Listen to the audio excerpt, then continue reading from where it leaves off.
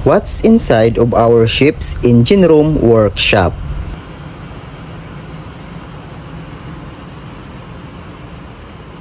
First, the air line with air hose used for cleaning strainers, filters, and some parts of machinery during overhauling. The oxygen and acetylene pressure gauge, hose, and its bottles found at upper deck of the ship. The welding machine,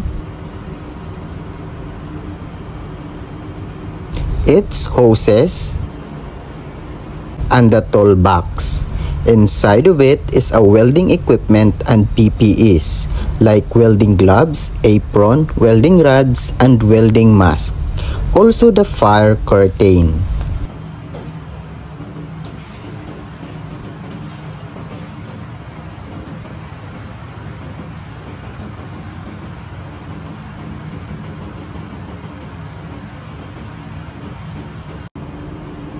The drilling machine,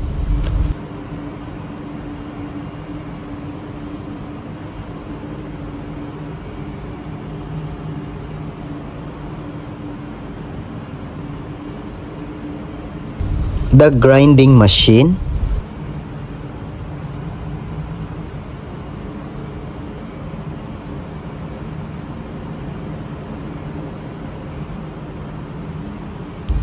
the lathe machine,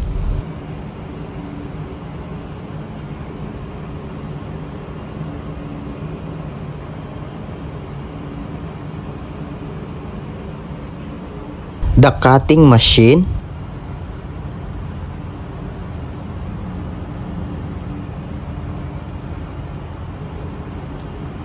also found in the engine workshop, the main engine fuel injector testing device,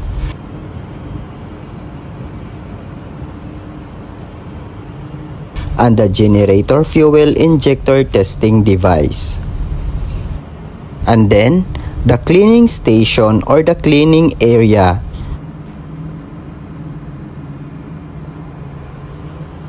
With a drum of diesel oil. The spare and storeroom where you can find spare parts of different machineries and stores like rugs, working gloves, mops, paintbrush.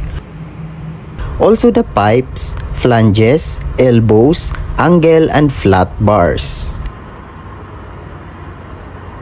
And this is our tools board, different kinds of tools.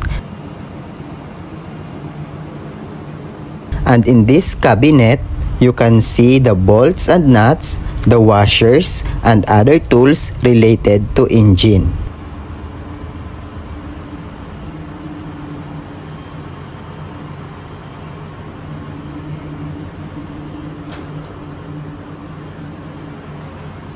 And this is our working table, where some machinery get there and overhauled.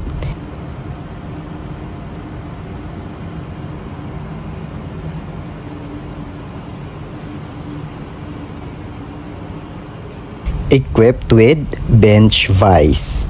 And lastly, our oxygen and acetylene room that found on the upper deck and connected to the engine room workshop.